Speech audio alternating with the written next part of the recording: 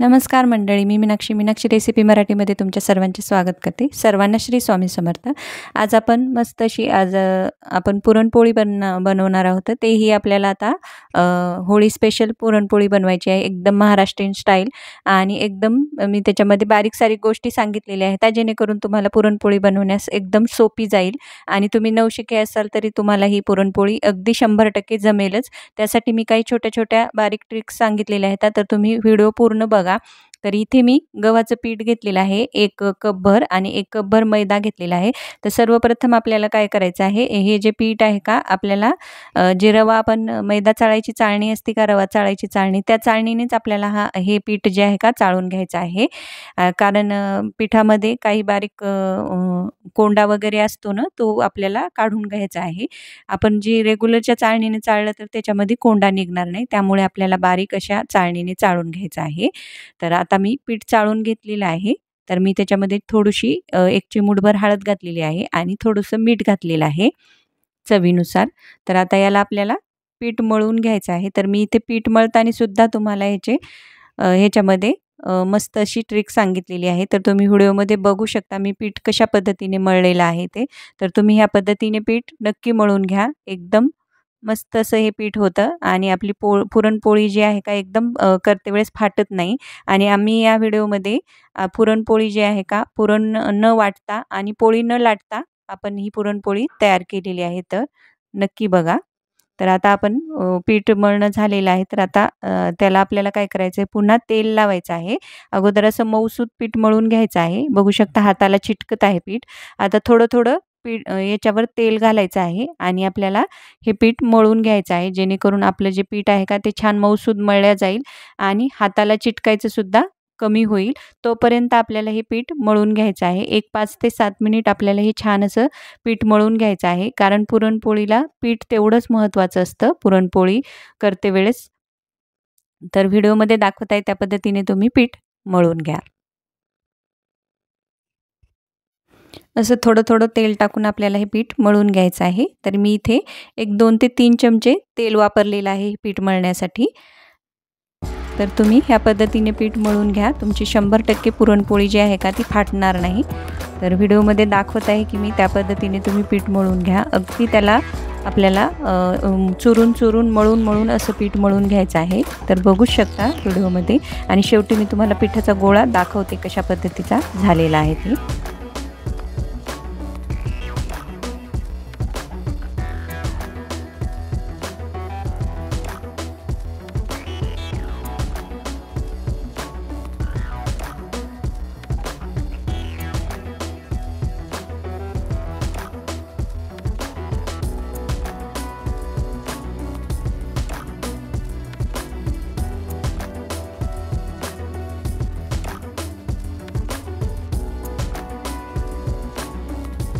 बघू शकता पीठ आपलं एकदम मस्त मऊसूत झालेलं आहे आणि मी थोडंसं असं तुम्हाला वरती धरून सुद्धा दाखवलेलं आहे। एकदम आपल्याला लवचिक असं हे पीठ तयार करून घ्यायचं आहे। आता आपलं पुरण होईपर्यंत हे पीठ आपल्याला असंच झाकून ठेवायचं आहे। तर इथे मी हरभरा डाळ घेतलेली आहे, तर ही डाळ मी 2 तास झाले अशी पाण्यात भिजत ठेवली होती। असं केल्याने काय होईल, एकदम आपली गॅसची सुद्धा बचत होईल आणि आपलं जे पुरण आहे का ती डाळ जी आहे का एकदम छान अशी शिजल्या जाईल। तर त्यासाठी तुम्ही ही ट्रिक नक्की वापरा। तर आता मी अगोदरच स्वच्छ 2-3 पाण्याने धुवून घेतली होती, त्यामुळे मी इथे पाण्यासकट ही डाळ घातलेली आहे कुकरमध्ये। थोडीशी रंगासाठी हळद घालायची आहे आणि थोडंसं वरती पाणी घालून घ्यायचं आहे। तर इथे तुम्ही दुप्पट किंवा तिप्पट पाणी घालू शकता। तुम्हाला जर कटाची आमटी बनवायची असेल तर तुम्ही थोडंसं जास्त पाणी घातलं तरी पण चालतं। आता मी उतू जाऊ नये म्हणून याच्यामध्ये अर्धा चमचा तूप घालून घेतलेलं आहे। तर बघू शकता आपलं जे हे आहे का कुकरच्या आपल्याला याला 4 शिट्ट्या काढून घ्यायच्या आहेत। आता डाळ तुम्ही बघू शकता एकदम मस्त अशी ही शिजलेली आहे। तुम्हाला मी दाखवते डाळ कशा पद्धतीने शिजलेली आहे ती। कमी गॅसवर मी याच्या 4 शिट्ट्या काढून घेतलेल्या आहेत। आता आपल्याला जे पाणी आहे का ते पूर्ण काढून घ्यायचं आहे, कारण आपल्याला हे पुरण जे आहे का चाळणीतून काढायचं नाही। आपल्याला हे पुरण वाटता आपल्याला हे पुरणपोळी बनवायची आहे. तर असं पोटॅटो मॅशर घ्यायचं आहे आणि त्याने आपल्याला याला व्यवस्थित असं मॅश करून घ्यायचं आहे. व्हिडिओमध्ये दाखवत आहे त्या पद्धतीने. अगदी आपल्याला हे छान पद्धतीने आपली डाळ शिजलेली आहे, त्यामुळे पुरण एकदम छान असं होतं. अगदी आपल्याला चाळणीतून काढायची किंवा पुरण यंत्रातून काढायची सुद्धा गरज पडत नाही. ह्या पद्धतीने जर तुम्ही डाळ शिजून घेतली तर.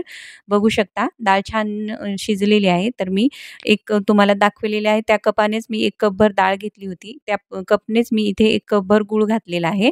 आता अगोदर आपल्याला गूळ बारीक करून घ्यायचा आहे आणि नंतरच घालायचा आणि नंतर असं मॅशरने पुन्हा एकदा मॅश करून घ्यायचं जेणेकरून जे गुळाचे खडे वगैरे असतील का ते आपल्याला पूर्ण फोडल्या जातील. आता आपल्याला लगेच हे कढई जी आहे का आपल्याला गॅसवर ठेवायची आहे. तर बघू शकता गूळ आपला थोडंसं मेल्ट झालेला आहे. त्याने आपलं पुरण जे आहे का पातळ झालेलं आहे. तर आपल्याला याला आणखीन एक 4 ते 5 मिनिटं हे पुरण शिजवून घ्यायचं आहे जेणेकरून घट्ट होईल हे पुरण. तर बघू शकता पुरण छान असं घट्टसर झालेलं आहे. तर आणखीन थोडंसं आपण याला शिजवून घेऊयात. तर बघू शकता मस्त घट्टसर हे पुरण तयार झालेलं आहे आणि एकदम छान पद्धतीचं हे पुरण तयार झालेलं आहे आणि आपण थोडीशी हळद घातलेली आहे त्यामुळे रंगसुद्धा छान असा आलेला आहे. आता पुरण तयार आहे. इथे मी अर्धा चमचा जायफळ पूड घातलेली आहे. याला व्यवस्थित असं मिक्स करून घेऊयात आणि एका ताटात किंवा एखाद्या भांड्यामध्ये हे पुरण आपण काढून घेऊन थंड करून घेऊयात. तर आता आपल्याला ह्याच्यासोबतच कटाची आमटीसुद्धा बनवायची आहे. तर इथे मी कांदा घेतलेला आहे आणि इथे खोबरं घेतलेलं आहे. तसंच मी खोबऱ्याची एक तुकडा घेतलेला आहे. तो पण ह्याच्यावर गॅसवर आपल्याला भाजून घ्यायचा आहे आणि मी त्याच्यासोबतच एक लसणाचा गाठासुद्धा भाजून घेतला होता. हे सर्व साहित्य आपल्याला मिक्सरच्या भांड्यात काढून घेऊन याला बारीक असं पाणी टाकून वाटून घ्यायचं आहे. तर आता लगेच फोडणी तयार करून घेऊयात. तर इथे मी गॅसवर कढई ठेवलेली आहे. त्याच्यामध्ये तेल घालून घ्यायचं, जिरं मोहरी घालून घ्यायचं आहे आणि आपण जे वाटण तयार करून घेतलेलं आहे का ते वाटण घालून घ्यायचं आहे. व्यवस्थित असं आपल्याला हे वाटण परतवून घ्यायचं आहे तेल सुटेपर्यंत. एकदम झणझणीत अशी ही कटाची आमटी तयार होते आणि चवीला एकदम अप्रतिम अशी ही लागते. तुम्ही पुरणपोळीसोबत ह्या पद्धतीची कटाची आमटी नक्की करून बघा. आता आपण सुके मसाले जे आहेत का ते घालून घेऊयात. तर मी इथे 1 चमचा मोठा लाल तिखट, 1 चमचाभर मी इथे गोडा मसाला घालून घेतलेला आहे. तर याला व्यवस्थित असं मिक्स करून घ्यायचं आहे. मसाले छान असे परतवून घ्यायचे आहेत. आता थोडंसं पाणी घालून घेऊया जेणेकरून मसाले आपले जळणार नाहीत. तर तुम्ही इथे हळद पावडर आतासुद्धा घालू शकता किंवा नंतर घातलीत तरी पण चालते. आणि इथे एक अर्धा चमचाच मी इथे गरम मसाला घातलेला आहे. तो पण याच्यामध्ये व्यवस्थित असा मिक्स करून घेऊयात आणि आपण जे पाणी ठेवलं होतं का, मी त्याच्यामध्ये अगदी थोडीशी डाळ घातली होती. ते आपल्याला डाळीचं पाणी आणि ती डाळ याच्यामध्ये ओतून घ्यायची आहे. तुम्हाला घट्ट पातळ जेवढी हवी का, तेवढं हे तुम्ही पाणी घालून घेऊ शकता. थोडीशी कटाची आमटी पातळसरच असते. तर मी थोडंसं आणखीन याच्यामध्ये पाणी घालून घेते. आता हे व्यवस्थित याला मिक्स करून घ्यायचं आहे आणि याला छान अशी एक उकळी काढून घ्यायची आहे. तर रंग बघू शकता मस्त असा आलेला आहे आपल्या कटाच्या आमटीला आणि चवीला तर एकदम भन्नाट जबरदस्त अशी होती. तुम्ही नक्की ह्या पद्धतीने करून बघा. तर आता याला छानशी उकळी काढून घेऊयात. तर मी इथे थोडंसं हळद घालून घेतलेली आहे रंगासाठी आणि कोथिंबीर घालून घेतलेली आहे. आता आपल्याला याला चवीनुसार मीठसुद्धा याच्यामध्ये घालून घ्यायचं आहे आणि छान अशी आपल्या आमटीला जे आहे का उकळी आलेली आहे. आता मीठ घातलेलं आहे. थोडंसं आपल्याला याला एक उकळी काढून घ्यायची मीठ घातल्यानंतर आणि ते आपल्याला खाली काढून घ्यायची आहे आमटी.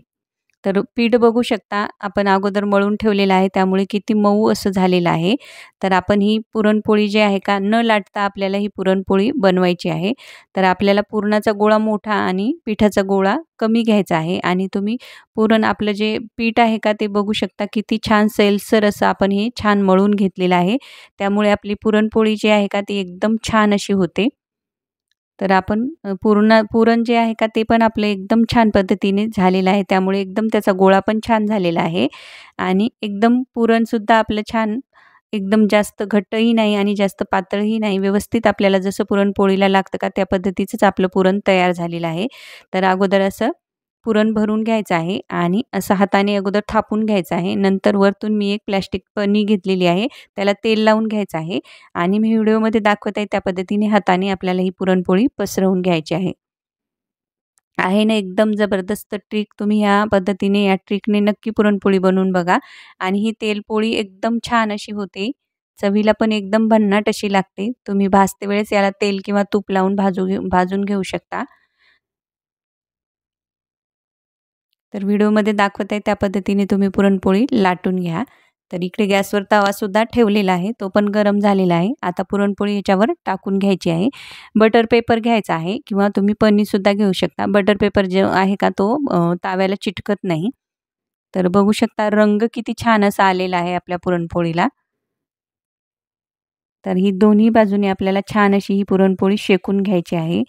रंग बघू शकता अगदी तुम्ही होटाने चावून खाऊ शकता एवढी मऊसूद अशी आपली ही पुरणपोळी झालेली आहे. एकदम मऊ लुसलुशीत आणि एकदम चवीला भन्नाट अशी ही पुरणपोळी तयार होते. तुम्ही या होळीला ही पुरणपोळी नक्की करून बघा. तर बघू शकता मस्त अशी मऊ लुसलुशीत आपली ही पुरणपोळी तयार झालेली आहे. एकदम टम्म फुगलेली आहे. तुम्ही ह्या पद्धतीने केली तर तुमची पुरणपोळी नक्की 100% व्यवस्थितच आणि छान अशी टम्म फुगलेल्याच होतील. अगदी नो फेल रेसिपी आहे. तुम्ही नक्की करून बघा. अगदी सगळ्या पुरणपोळ्या टम्म अशा फुगलेल्या आहेत. तर आता आपण ह्या पुरणपोळ्या ज्या आहेत का ते काढून घेऊयात आणि आमटी पण एकदम झणझणीत आपली मस्त अशी झालेली आहे. नक्की करून बघा या होळीला तुम्ही हा पुरणपोळीचा बेत आणि तुमचे अनुभव माझ्यासोबत नक्की शेअर करा. तुम्हाला ही रेसिपी कशी वाटली ते पण मला कमेंटमध्ये नक्की कळवा आणि व्हिडिओला लाईक करा आणि व्हिडिओ तुमच्या मित्रमैत्रिणीपर्यंत जास्तीत जास्त शेअर करा आणि चॅनलला सबस्क्राईब पण नक्की करा. तर मग भेटूयात अशाच एका नवीन रेसिपीमध्ये. तोपर्यंत धन्यवाद.